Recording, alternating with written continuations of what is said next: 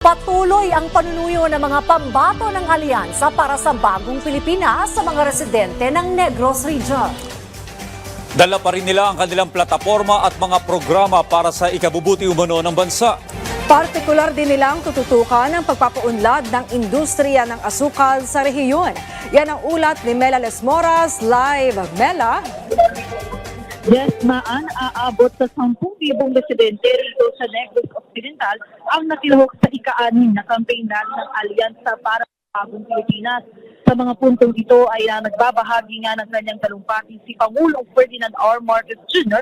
na siyang nangunguna ngayon sa aktibidad. Pero bago yan, pumarap din sa isang press conference ang mga pambato ng administrasyon sa Hatol ng Bayan 2025. Tiniyak ng mga pambato sa pagkasenador ng Alyansa para sa Bagong Pilipinas na isa sa mga tututukan nila ang pagpapalakas ng industriya ng asukal kapag sila'y pinalad na manalo sa Hatol ng Bayan 2025. Sa isang press conference sa Negros Occidental na tinaguri ang Sugar Bowl of the Philippines, binigyang diin ng mga senatorial candidate ng administrasyon na anumang usaping pang-agrikultura mahalaga para sa ibayong pag-unlad ng bansa kaya't dapat itong pagtuunan ng pansin. Actually, ayaw ko ng importation. Gusto ko dito lang sa atin. We need to really strengthen the Sugar Regulatory Authority. Okay. Because they're in a position to know kung talagang maapektuhan with the imports itong local. But at the same time, dahil tinamaan ng local mo, doon ka ngayon papasok sa subsidy dito. Kailangan talaga tulungan mo sila. Nasa Negros Occidental ngayong araw ang Alyansa para sa Bagong Pilipinas matapos silang manuyo ng mga botante sa Negros Oriental kahapon. Git ng grupo, puspusan ang kanilang mga hakbang para makamit ang target na 12-0 sa eleksyon ng administrasyon. Best effort. Best effort. Alam mo, 2 weeks, 3 weeks before election, merong mga ikangay biglang hindi mo masabi na nangyayari. In my experience in the past, so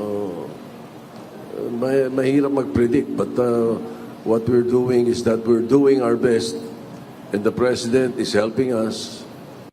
Bawat campaign rally ng Alyansa para sa Bagong Pilipinas, pinangungunahan mismo ni Pangulong Ferdinand R. Marcos Jr. Sa ngayon, kasado na rin ang iba pa nilang lakad.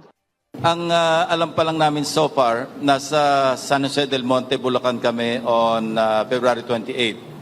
And then Camarines Sur, March 7. No, in between, bahala kami na lumakad ng sarili-sarili. Nagkaroon ng agreement ang lahat, kaya bawasan natin, alisin natin, gawin natin 21 para makapagkampanya kung saan man na baluarte. Tapos yung mga gusto pumunta sa mga OFW, may panahon na pumunta. Maan sa mga puntong ito ay tuloy-tuloy yung talumpati ni Pangulong Ferdinand R. Marcos Jr. para talagang ikampanya ang mga pambato ng administrasyon sa Hatol ng Bayan 2025. Ating mga manonood dito, yung crowd, talaga nakikita naman natin na nakikinig sa Presidente at masaya rin sila sa tinatakbo ng kampanya rito. Maraming salamat sa iyo, Mela Lesmoras.